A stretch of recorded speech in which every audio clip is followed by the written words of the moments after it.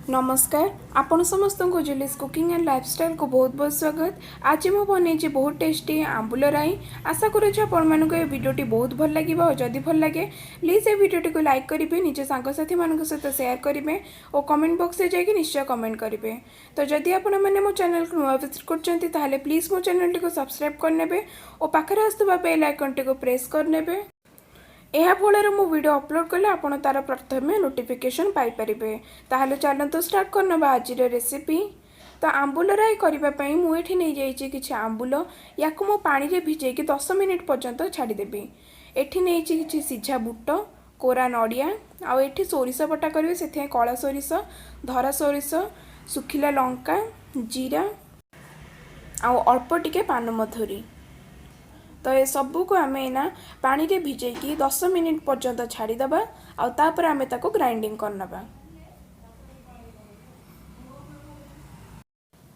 तो 10 मिनिट पर सेटा को ग्राइंडिंग कर सारा पर एठी मु बसई गोटे कड़ई रे देइछि अल्प टिके रिफाइन तेल गरम हो गला पर देइछि किछि पंचफुटण, सुखिला लंका आउ किछि भेसुंगा पत्र। तापर सेटा को मु भाजी नेइछि। तापर अल्प तापर देइछि हमर जो आंबुलटी को आमे पानी रे 10 मिनिट पर्यंत भिजे के रखिथिले सेटा को सेथिरे मु पकेई देइथिली। तापर देखंतु एठी मु ऐड करबी जो हमर सोरिष बटाटा सेटा सेठी ऐड करबी आ भलो से ताको पूरा मिक्स करनेबी।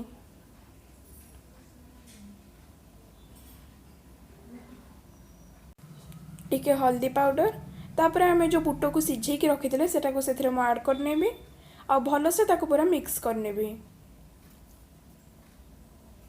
तापर सेथिरे मु पानी ऐड करबी आ मिक्स कर देबी ताको भलो से। तो एबे एठी मु गुड़ ऐड करबी। आपण चाहिए आपण को जेतिके आपण को मीठा पसंद आपण सेही हिसाब रे आपण गुड़ एथरा ऐड करि परिबे। तो देखो ये मुझे गुड़टा को पकई सारे।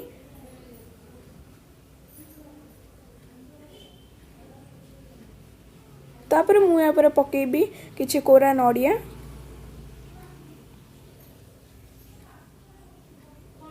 तापर आम या भल से पूरा मिक्स करनबा।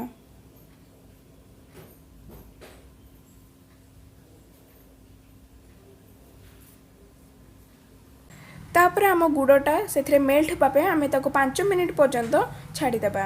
तो देखो मोर ये 5 मिनिट हो गलानी आमर ये गुड़टे भी आंबुल राई सहित भल से पूरा मिक्स हो गलानी। देखंतु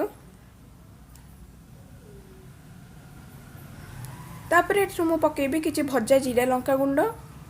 तापर ताको मु भल से पूरा मिक्स करदेवी। तो एबे आमर एठा रेडी गलानी। एबे आमे गैस बंद करके आगो गोटे खाली प्लेट को काढ़ी आनिबा।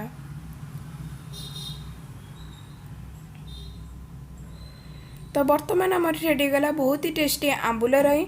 आशा करुच्छे आपण मानक वीडियोटी बहुत भल लगी और जदि भल लगी ताले प्लीज ये रेसिपीटी को घरे ट्राए करी निश्चय खाइबे। तो पुणी आउ थे देखा गोटे नुआ वीडियो रे। से पर्यंत मु रहुची। धन्यवाद।